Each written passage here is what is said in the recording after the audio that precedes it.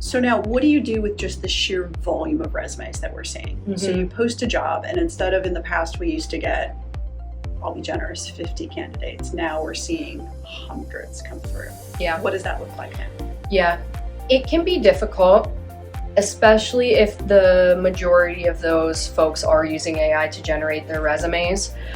There's a couple of approaches that you can take to combat this as much as possible.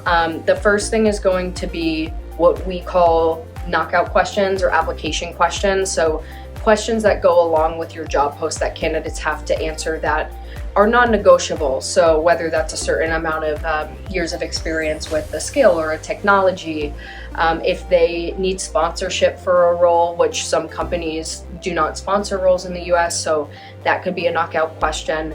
Of course, candidates can get around those by answering what you want to see.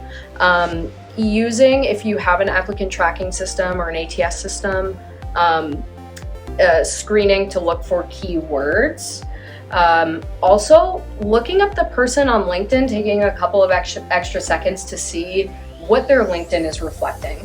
If you think that someone is really going through and generating resumes, what does their LinkedIn reflect? Because that is usually where the truth is going to lie. That's a good call. Yeah, because they have past connections of people they've worked with, past managers they've worked with, and misrepresenting themselves in that way maybe isn't the best. You can also see if you have connections in common with them as well, and double check, but checking their LinkedIn is a good way to go.